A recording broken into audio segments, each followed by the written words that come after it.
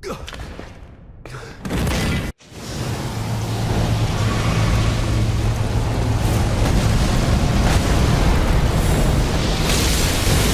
destroyed cities, betrayed heroes, killed the people we cared about.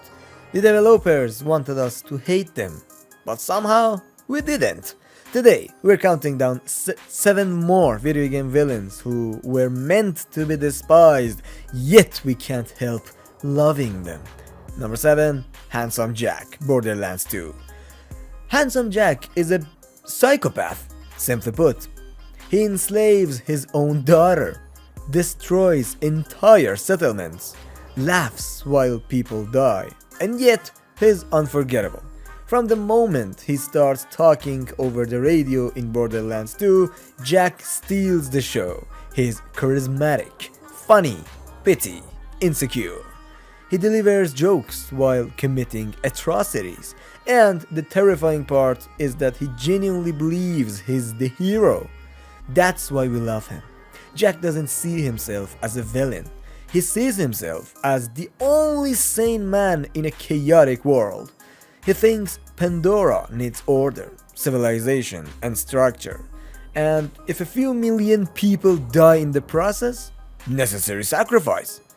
He's witty in a way that makes you smile, even when you know you shouldn't, man. Developers designed him to be hated. Instead, he became one of the most iconic antagonists in gaming history because charisma is powerful, even when it's evil. Number 6, no one but Sephiroth, Final Fantasy VII. Sephiroth was created to be feared. Silver hair, black coat, 7-foot sword. He kills Aerith, one of the most shocking moments in gaming history, and still fans adore him. Why? Because Sephiroth isn't just evil, he's tragic. He discovers that his existence is a lie, that he was engineered, manipulated, used. His descent into madness isn't random, it's born from identity collapse. He doesn't just want power, he wants meaning. He wants to become something greater than human. Sephiroth carries himself like a fallen angel, calm, elegant, controlled. He doesn't scream or rant. He speaks softly, moves deliberately, appears rarely, which makes every scene heavier. The developers gave us a monster, they accidentally gave us a legend. Number 5, GLaDOS, Portal series. GLaDOS is literally a murderous AI. She traps you in a test chamber, gaslights you, tries to incinerate you, and yet she's hilarious. Her passive-aggressive tone, her dry sarcasm, her background compliments, every line she delivers is comedic gold, but underneath the humor is something darker. Loneliness. As revealed in Portal 2, GLaDOS was once human, Caroline, uploaded against her will, stripped of autonomy, turned into a machine forced to test endlessly. Her cruelty is part programming, part trauma. When she briefly regains her humanity, there's a flicker of vulnerability, and then she deletes it. That moment is chilling. GLaDOS was designed as a cold villain. Instead, she became one of the most beloved antagonists in gaming.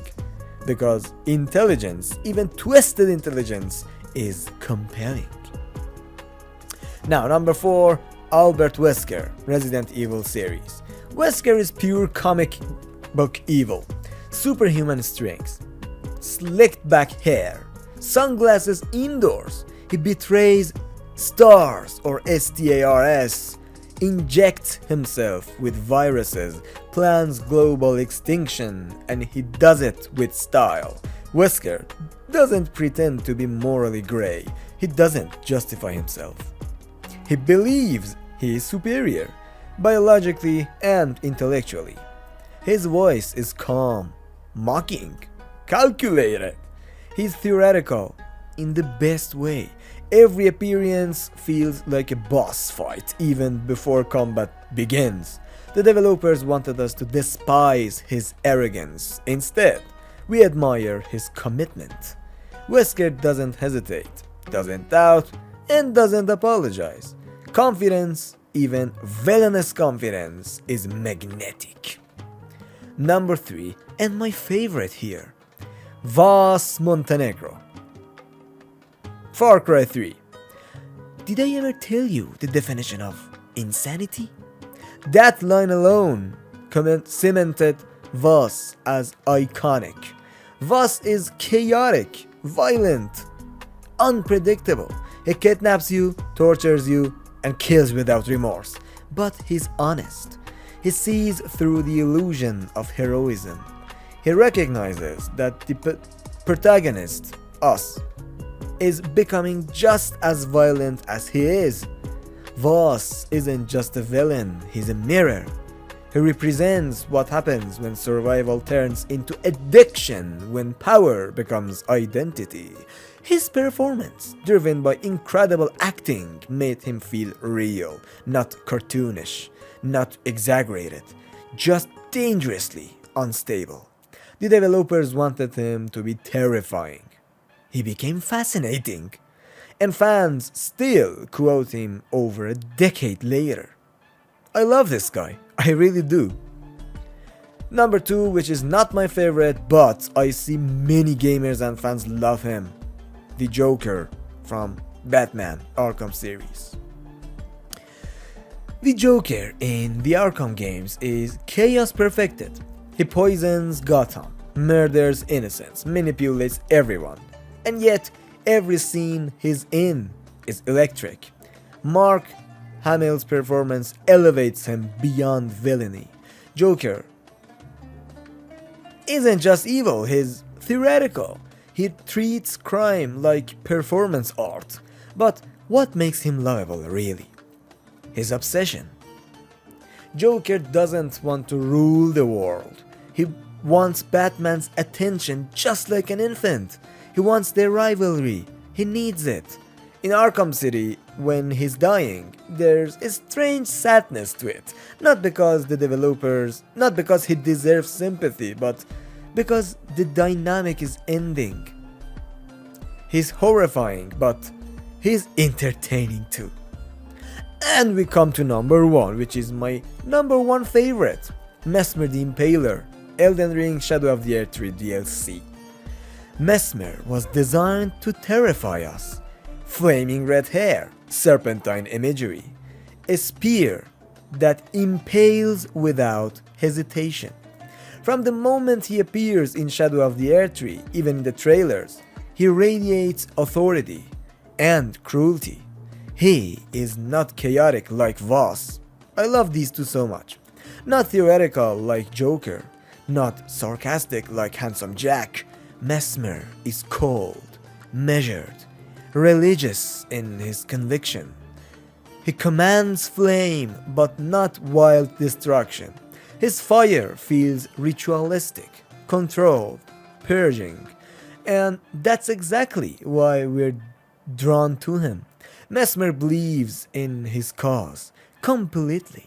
He is loyal to Queen Marika, loyal to the Earth Tree, loyal to a divine order that demands sacrifice. I've spent 4 years, maybe 5, playing Elden Ring and then Shadow of the Earth Tree. I really like Mesmer the Impaler after the Godfrey boss fight. His brutality, Mesmer I'm talking about, isn't random, it's ideological. Ideological. He impales enemies not out of rage but judgment. There's tragedy in him too. Mesmer carries the weight of abandonment, exiled, hidden, weaponized. A son used as a tool of conquest and then buried from history. His existence feels like a scar in the lore of Elden Ring. And From Software does something brilliant. They don't over-explain him. They let his presence speak. His boss fight is elegant really. Controlled aggression, serpentine transformations, divine flame erupting in precision strikes. It's punishing, but beautiful. We were supposed to fear him. Instead, we admire him. Some of the gamers have created sculptures of Mesmer. They have put his picture on the background of their cell phones. They are worshipping him. Yeah, because Mesmer isn't loud evil. He's disciplined conviction. And in the world of Elden Ring, conviction is terrifying. Last time we talked about characters who drowned beneath the waves. This time the danger wasn't water, it was charisma. If you haven't seen that Ocean Countdown yet, watch it next. I really highly recommend it. Subscribe for more deep gaming diving. What am I saying? Subscribe for more deep gaming breakdowns, and thank you for staying with me through the end of the video. Love you so much. Take care, subscribe, and farewell.